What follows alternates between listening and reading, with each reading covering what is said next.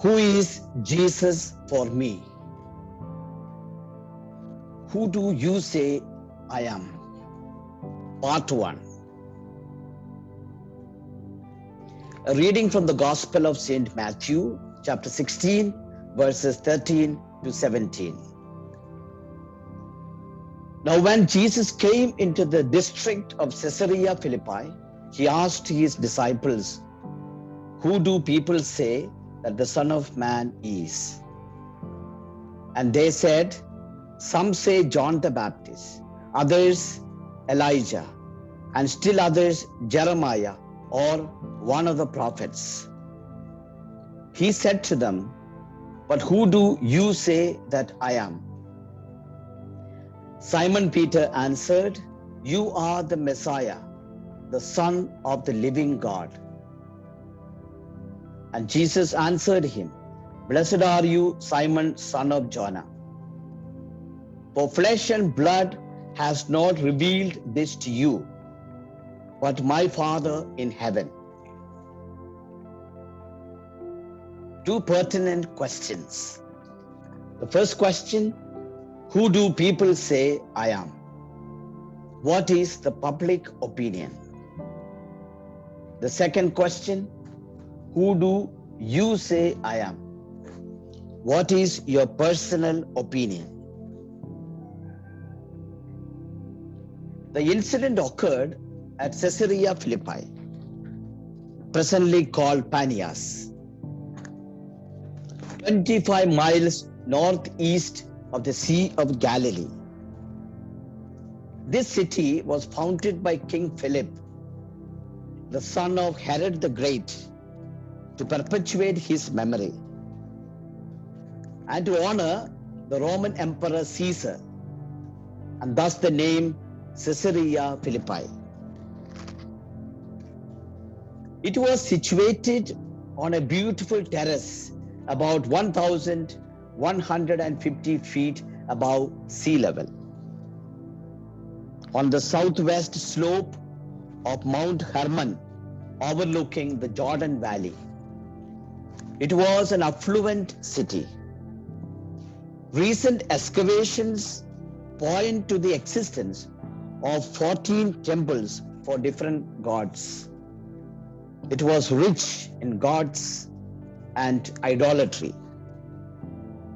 The city was a great pilgrimage center for pagans because it held the temples for the Syrian gods Baal and Pan, the Roman god Zeus, and the marble temple for the Emperor Caesar. It was an ideal place for Jesus to examine his disciples' faith and commitment. Jesus realized that if his disciples did not know who he really is, then his entire ministry, suffering and death would be useless.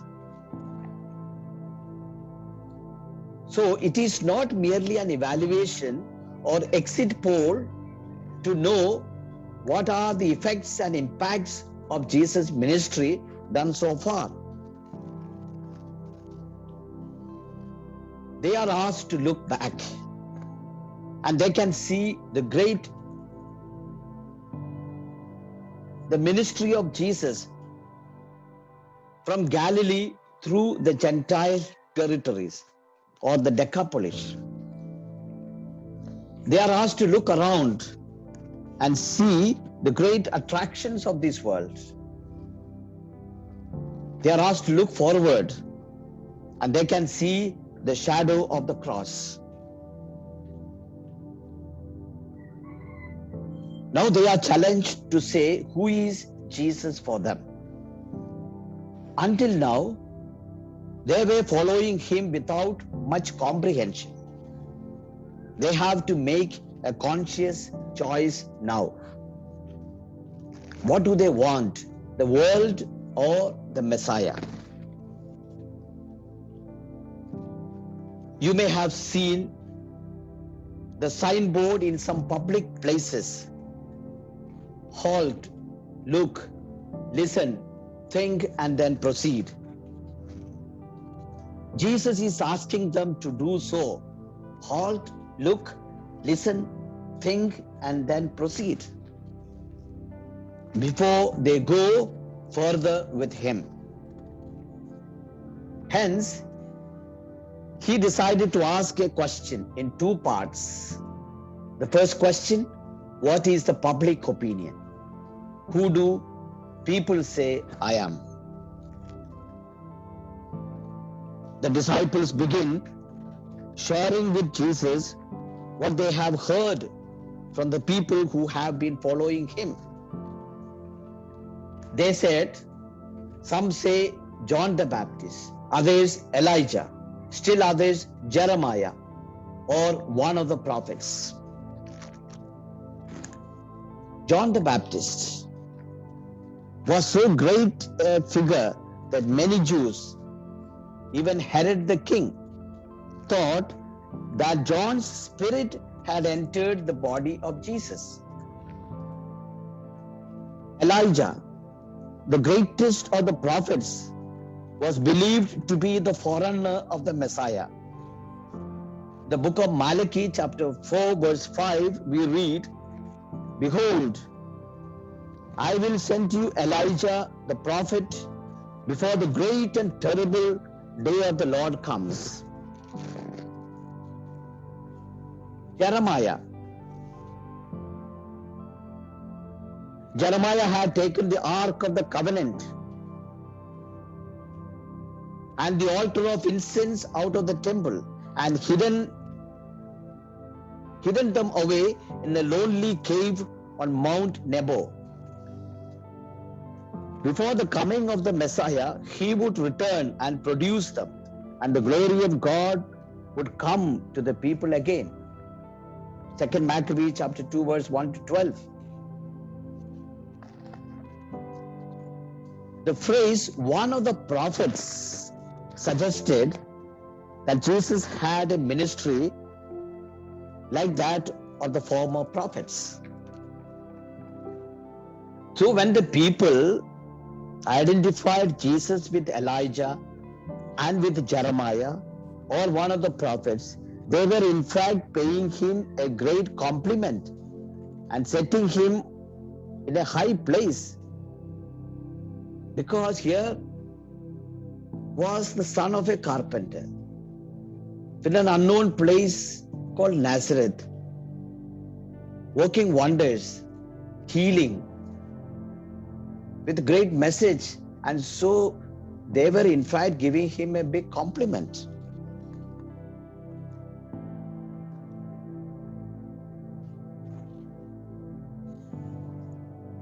My dear brothers and sisters, you can speak of Jesus as prophet, a holy man, a teacher, or a spiritual leader, and few will object. But speak of him as the Son of God, divine, of the same nature as the Father, the people will line up to express their disapproval, especially people belonging to other faith, other religions. But what is important is not what other people think. That is the public opinion. But what is important is the second question. What is your personal opinion? Who do you say I am? Because that makes all the difference. One discovered who Jesus is. Peter discovered that Jesus is the Messiah of God. He is the anointed one to bring the good news of salvation to the world. Peter is entering into the shoes of that wise man who built his house on the rock.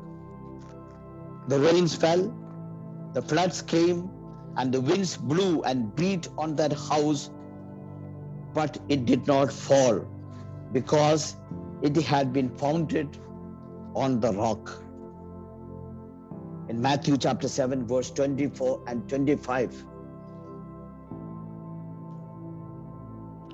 For the first time in their relationship, Peter, speaking on behalf of other disciples, declared publicly, "You are the Christ, the Son of the living God."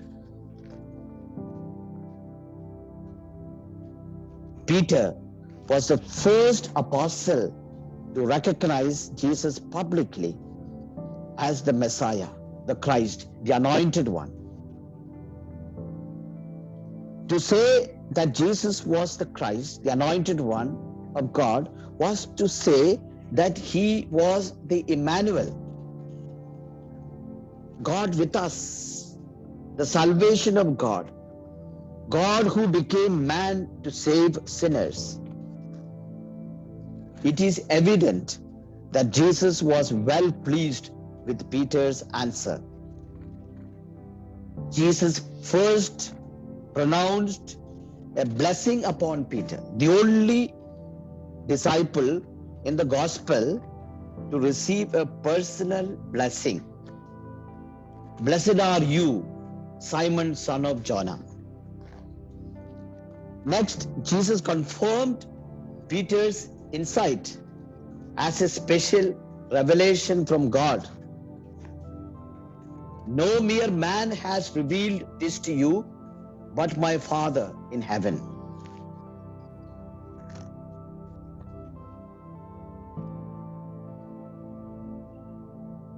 Barbara Ann Walters, ABC News anchor, once asked the CNN talk show host Larry King, a Jew, if you could interview anyone in history, who would it be? Larry King replied with unguarded honesty, "Jesus of Nazareth." Here was a Jew, the famous talk show host, asked if he were to interview anyone in history, who would it be? And he said, "Jesus of Nazareth." He was more than a man. And Larry King said, "I will ask him about life and death, about God and the devil, sin and salvation, heaven and hell." Of course, that was Larry King's opinion.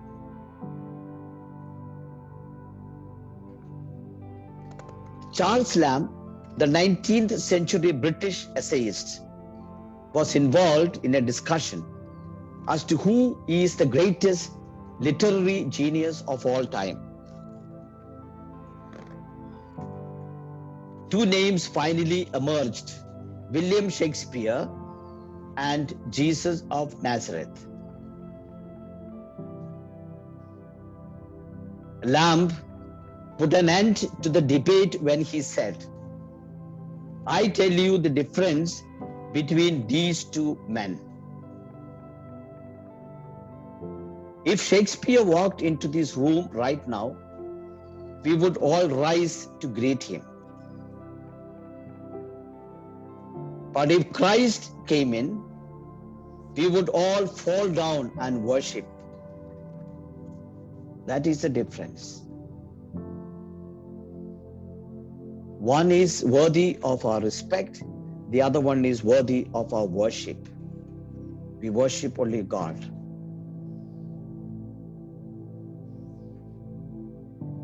And Charles Lamb continued, "There is the essential difference between the man from Nazareth and all other great people you can think of. Jesus Christ is God, and all others, no matter what their deeds, are but fools struttering on the stage for a brief time and then exiting. They come and go. They come for a brief while and they disappear. But Jesus Christ is God. He lives on.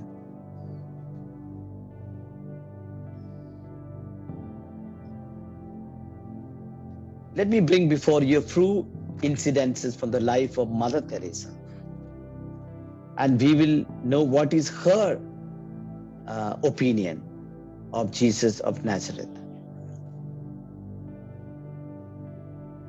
Once, when Mother Teresa was waiting for a London bus, she was given a bunch of violet flowers by a flower seller who remembered seeing her on a TV program.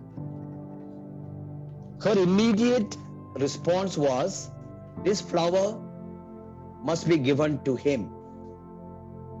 She meant to Jesus. Mother Teresa was asked the following question: "Have you made any discoveries?" Mother Teresa replied, "I am too small to discover anything." Yes, I suppose it is a discovery for some that the poorest of the poor, the rejected, the throwaway among us are Jesus in disguise. For her, the poorest of the poor, the rejected, the thrown away ones, were Jesus coming to her in disguise. When Mother Teresa came to Cambridge to receive an honorary doctorate, a reporter asked her, "What made you start your work? What inspired you and kept you during so many years?" Mother replied, "Jesus." For her, this one word was enough to sum up her whole life. During the Nobel Prize ceremonies in Oslo, Mother Teresa made a clear, brief statement about her identity. "By blood and origin, I am an Albanian. My citizenship is Indian. I am a Catholic nun. As to my calling, I belong to the whole world. As to my heart, I belong to the heart of Jesus." Mother Teresa declared it openly. We do nothing. He does everything. All glory must be returned to him. He has not called me to be successful. He has called me to be faithful.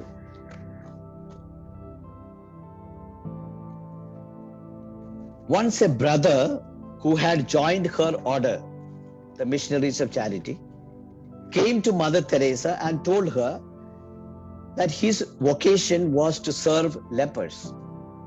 His love was for them, and he longed to spend himself for them. He did not want to be assigned to any other work. Mother Teresa told him, "Your vocation, brother, is not to serve lepers. It is to belong to Jesus." Mother said later, the brother changed completely.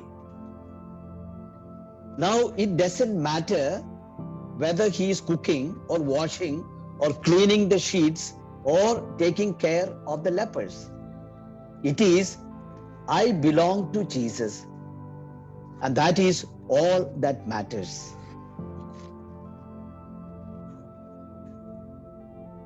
Some years ago, Billy Graham, the American evangelist,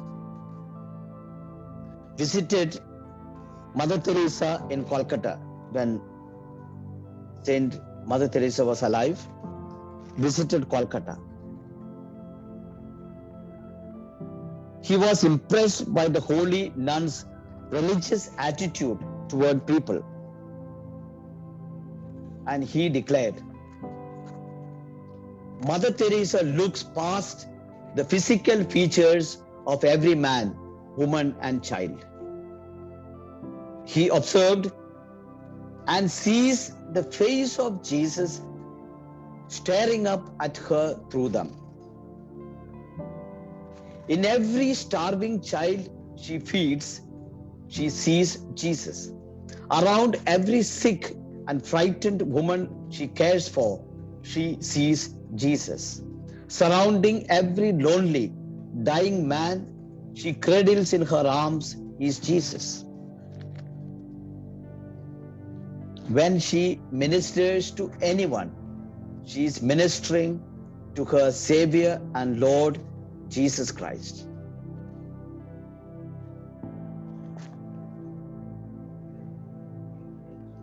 The father of a family in a village had been converted to Christianity. He was so impressed by his newfound faith that he talked about Christ at every available opportunity. One day, one of the leaders of another religion confronted him.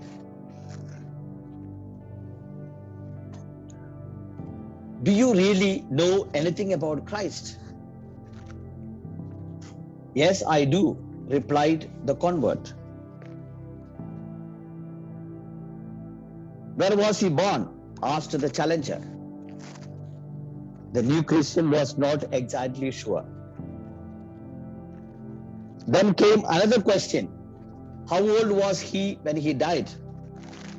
Again, the new follower of Christ could not give the answer. In fact, he had feeble and even incorrect answers for most of the other questions. Finally, the opponent exclaimed, "See, you don't know very much about Christ, do you?" "I know very little," replied the convert firmly. "But I do know this. 2 years ago, I hit rock bottom. 2 years ago, I was a drunkard. 2 years ago, I was hopelessly in debt. 2 years ago, my wife seldom smiled. 2 years ago, my children feared my footsteps. But today, I am a sober man. Today, I am out of debt and even making payments on a new home. Today, my wife smiles often. Today, my children run to greet me. All this Christ has done for me. That much I do know.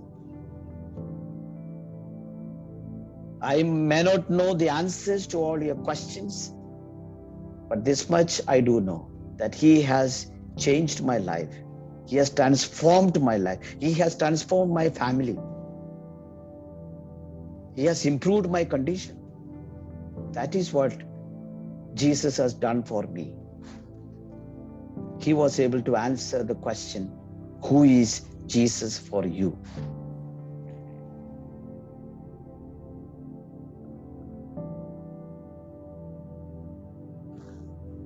What does Jesus personally mean to you? How do I really see Jesus? Is Jesus a living experience for me, walking with me, loving me, forgiving me, helping me, and transforming my life and outlook?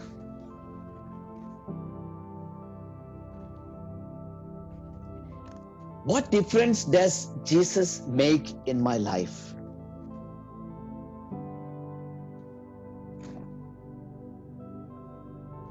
Have I really given my life to Him?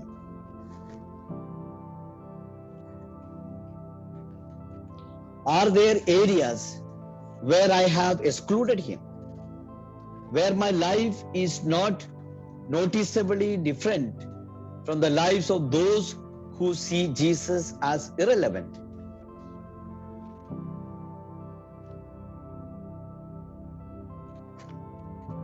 Who do you say that Jesus is in your daily life?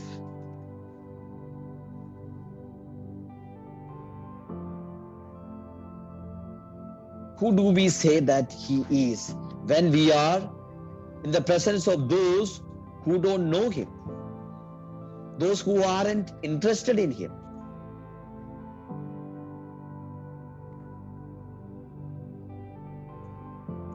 Is the joy, the love, the peace that we find in Jesus reflected in the way we live our lives?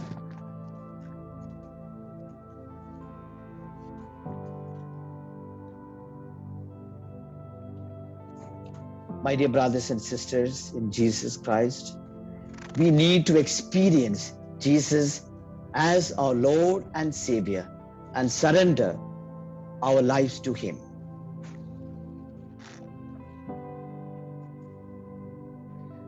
The knowledge of Jesus as Lord and personal Savior should become a living, personal experience for each Christian. It is made possible by listening to Him through the daily meditative reading of the Bible, by talking to Him through daily personal and family prayers, by offering to Him our lives on the altar in the Holy Mass, and being reconciled to Him in the sacrament of reconciliation.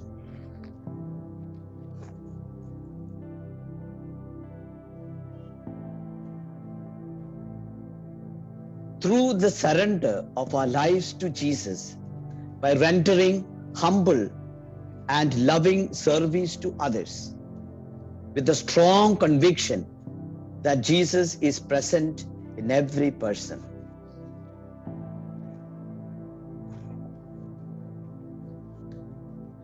By praising and thanking God in all the events of our lives, both good and bad, realizing that God's loving hands are behind every event of our lives.